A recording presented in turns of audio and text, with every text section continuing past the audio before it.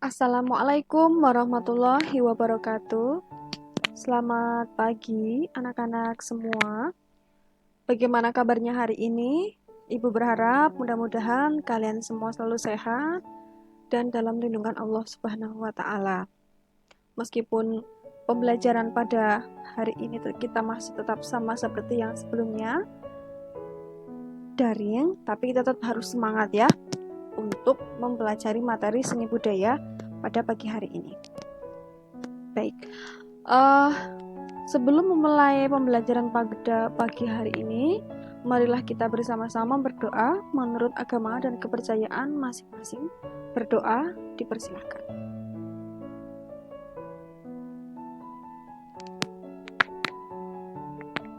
Terima kasih.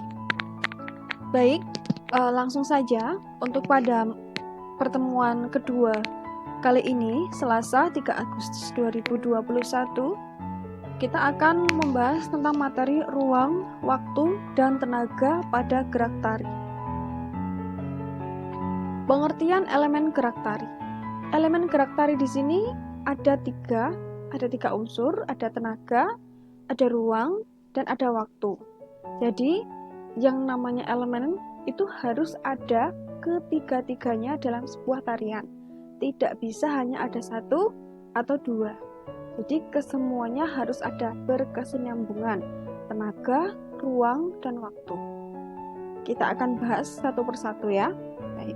Untuk yang pertama, ruang. Apa sih ruang tersebut? Akan kita jabarkan pada hari ini. Ruang merupakan unsur tari yang paling utama. Karena tanpa ruang, maka sebuah tarian tidak akan dapat tercipta. Ruang memungkinkan penari untuk bergerak. Jika penari bergerak di tempat, maka itu dinamakan ruang pribadi. Sedang dinamakan ruang umum. Ruang tari seperti arah tarian, posisi, level, dan jangkauan gerakan. Nah, ternyata dalam ruang tari itu sendiri itu ada unsurnya lagi. Nah, seperti ada ini ya, arah tari. Arahnya tuh mau kemana? Mau ke kanan terus, atau nanti setelah ke kanan maju, atau kembali ke kanan lagi, mundur atau ke kiri. Nah, itu di dalam sebuah ruang tari. Nah, setelah arah tari itu ada posisi. Nah, posisinya ini mau bagaimana gitu. Mau arah kanan atau ke arah kiri posisinya. Nah, setelah posisi ternyata ada level dan jangkauan gerakan. Level di sini itu merupakan tinggi rendahnya satu penari atau tinggi rendahnya dalam tarian kelompok. Misal kalian dalam ruangan itu menarikan 2 orang. Nah, 2 orang ini ada yang satunya duduk, kemudian yang satunya berdiri. Kemudian yang satunya berdiri atau yang satunya setengah berdiri atau mendak. Itu yang dinamakan level dan jangkauan gerakan. Jangkauan gerakannya ini melompatnya itu seperti apa misalnya, atau untuk tangannya ini seberapa, untuk melengkungnya seberapa, seperti itu masuk dalam ruang gitu. Nah, perlu diingat lagi di sini ya, ruang memungkinkan penari untuk bergerak. Jadi jika penari bergerak di tempat, maka itu dinamakan ruang pribadi. Bergerak di tempat itu kalau kalian lagi di rumah kemudian jingkrak-jingkrak sendiri tidak karuan, nah itu ruang pribadi kan. Nah, kemudian untuk bergerak di tempat, jika penari bergerak di tempat maka dinamakan ruang pribadi. Sedangkan gerakan penari yang berpindah tempat dinamakan ruang umum. Jadi kalau kalian hanya berjalan di tempat itu namanya di ruang pribadi. Kakinya hanya berjalan di tempat tap. Tapi kalau setelah berjalan atau bergerak jalan sendiri kemudian tangannya melambai, kakinya maju satu, terus kemudian maju lagi gerakan dua. Nah, itu merupakan sudah dalam berpindah tempat dan dinamakan ruang umum. Begitu kira-kira. Ini yang ruang. Kemudian kita masuk yang ke tenaga. Tenaga merupakan unsur atau elemen tari yang juga penting dalam menghasilkan sebuah gerak tari yang indah. Nah, unsur ini terdiri atas, nah ternyata tenaga juga ada bagiannya lagi. Di sini ada intensitas gerak tari. Nah, intensitas gerak tari ini berhubungan dengan bagaimana kuantitas gerak tari. Kuantitas ini merupakan waktunya, gitu ya. Waktunya ini yang bagaimana. Kemudian yang aksen atau tekanan merupakan gerakan tari yang tiba-tiba menjadi kontras dengan gerakan yang lainnya. Ini biasanya itu penghubung. Nah, antara satu gerakan satu ke gerakan dua, itu biasanya ada hubungannya, ada gerak penghubung yang bisa menjembatani, gitu ya, bisa dikatakan untuk menjembatani supaya gerakan ke satu kedua ini berkesinambungan. Nanti gerakan kedua dan gerakan ketiga pun juga di tengah-tengah ada gerakan menghubung lagi. Nah, itu yang dinamakan dengan aksen atau tekanan dalam unsur tenaga. Nah, yang ketiga ini kualitas, yaitu bagaimana seorang penari menyalurkan gerakannya dengan baik. Di sini ada soul, jiwa, ya. Kalau hanya menari saja, mendengarkan musik saja, asal gerak saja, tidak menggunakan soul, tidak menggunakan jiwa, atau tidak menggunakan perasaan, itu tidak mengena atau rasanya hambar, atau tarian itu tidak ada menyentuh jiwa, gitu. Jadi di sini yang dimaksud dengan kualitas atau bagaimana seorang penari menyalurkan gerakannya dengan baik itu kita tidak hanya gerak saja, tetapi kita juga menggunakan rasa untuk menjiwai gerakan tersebut. Nah, seperti itu kira-kira ya. Ada intensitas gerak tari, ini cepat atau lambatnya gerak tari, kemudian aksen atau tekanan ini gerak penghubung, dan yang kualitas ini adalah perasaan atau rasa untuk bagaimana kita menari. Seperti itu pada unsur tenaga. Nah, yang terakhir ada waktu. Apa itu waktu? Waktu itu adalah semua gerakan tarian memiliki waktu. Untuk mengungkapkan tarian tersebut dalam rangkaian gerak, maka ada pola waktu yang menyertainya, yang juga diatur dengan tempo tertentu seperti tempo cepat, sedang, atau lambat. Tarian itu tidak hanya cepat saja, tetapi ada cepat lambatnya. Kalau misal lagu itu ada refnya ya. Biasanya kan untuk pembukaan dulu nyanyi awal intro biasa, kemudian nanti di tengah-tengah ada puncaknya, intronya. Nah, itu sama. Di tari pun juga ada. Di tari itu namanya tempo tertentu seperti tempo cepat atau tempo lambat. Jadi awal kita masuk dalam sebuah tarian, awalnya dulu, pembukaan dulu, kemudian nanti di tengah-tengah lah baru deg deg deg deg deg deg deg deg deg cepat. Begitu nanti ketika mau akhir, mau selesai tariannya, nanti juga turun. Nah, turun untuk tanda berakhir dalam sebuah tarian. Nah, itu. Nah, waktu ini nanti tergantung dengan tariannya ya. Kalau tari untuk yang tari klasik-klasik itu biasanya tariannya lama, durasinya bisa sampai 20-30 menit. Karena kalau untuk tarian klasik itu biasanya kan masih menggunakan gamelan. Gamelannya itu kan yang gamelan yang halus begitu ya. Dan gerakannya pun gerakan yang halus. Tapi kalau untuk yang tari-tari Melayu atau tari-tari yang bukan berasal dari keraton, itu biasanya sudah digarap ulang begitu ya. Biasanya semakin atau durasinya tidak terlalu panjang, biasanya hanya 15 atau paling lama juga 20 menit seperti itu. Nah, ini untuk ketiga elemen tadi ya, ruang, tenaga, dan waktu. Nah, Ibu sudah menjelaskan ketiga elemen tadi, ruang, waktu, dan tenaga. Nah, sekarang silahkan amati gerakan unsur ruang, waktu, dan tenaga pada tari tunggal dan tari berpasangan atau kelompok dalam gambar berikut ini. Di sini Ibu berikan 5 tarian, contoh 5 tarian, yang kesemua 5 tarian ini Ibu sertakan linknya, nanti kalian cek di YouTube. Semuanya sudah Ibu sertakan di Google Classroom untuk linknya. Jadi nanti kalian tinggal klik satu-satu.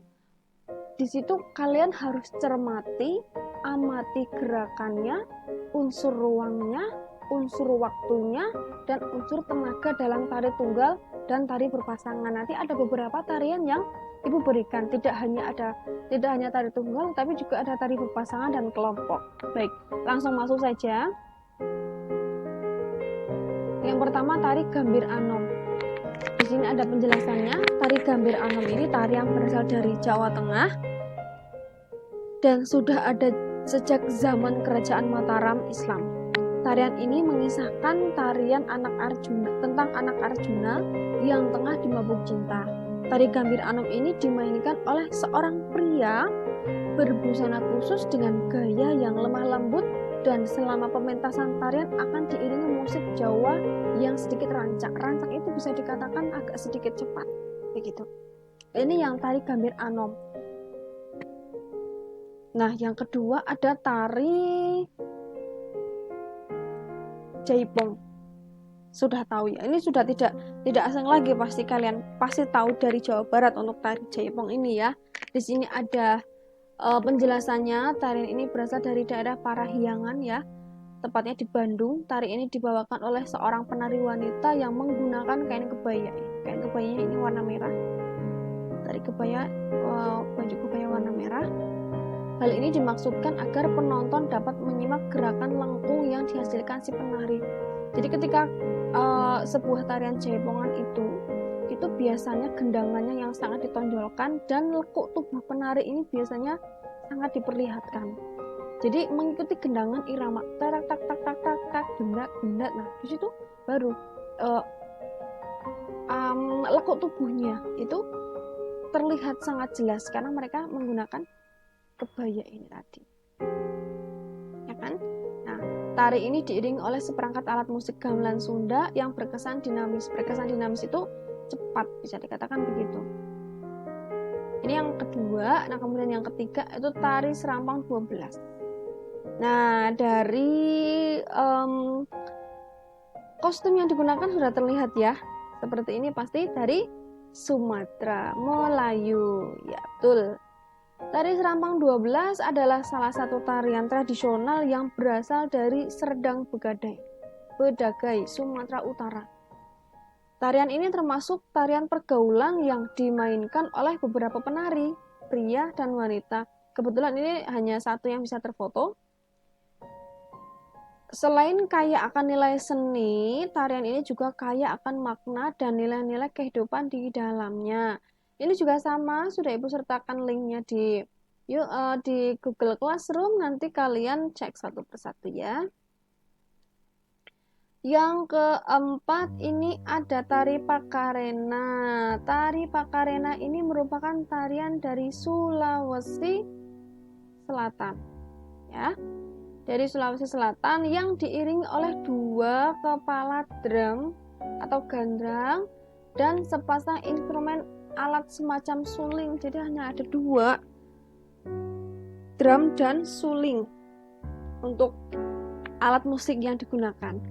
Selain tari Pakarena yang selama ini dimainkan oleh maestro tari Pakarena yang sudah almarhum yang dari Goa, juga ada jenis lain tari Pakarena itu yang berasal dari Kepulauan Selayar, yaitu tari Pakarena Gantarang, gitu ya.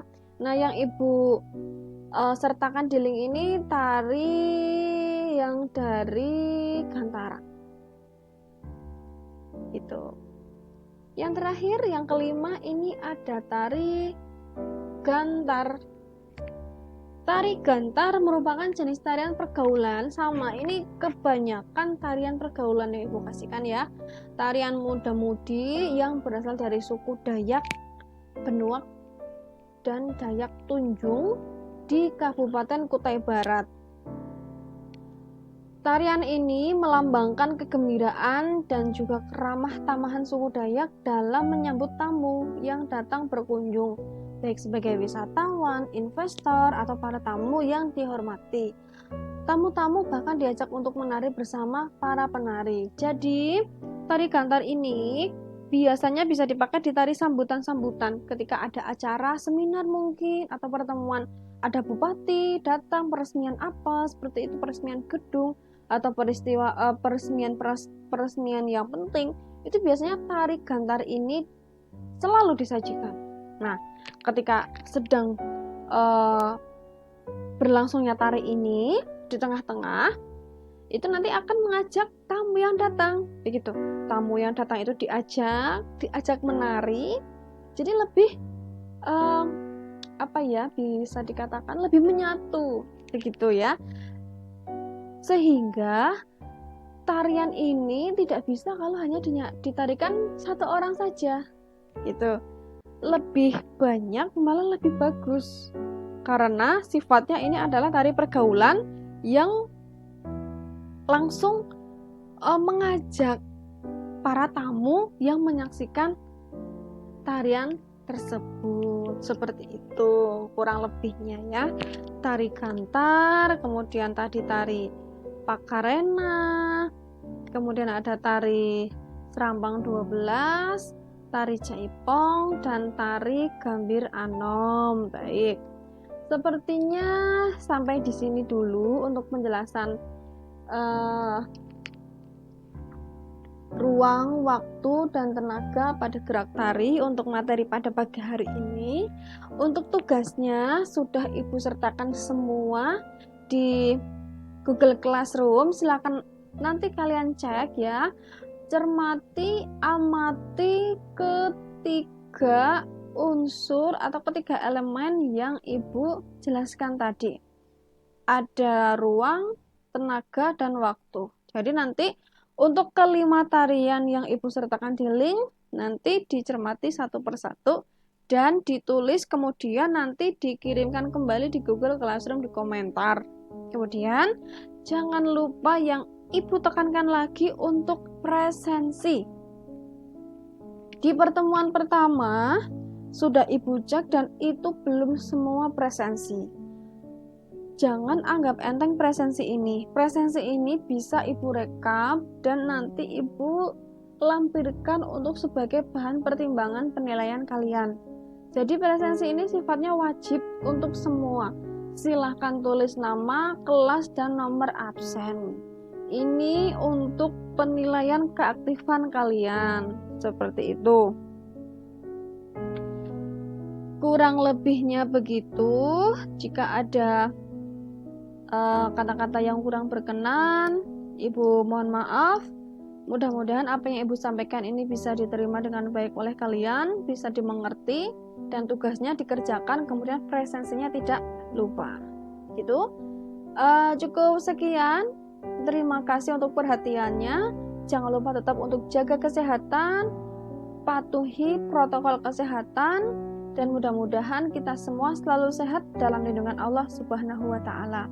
Terima kasih, selamat pagi, dan wassalamualaikum warahmatullahi wabarakatuh.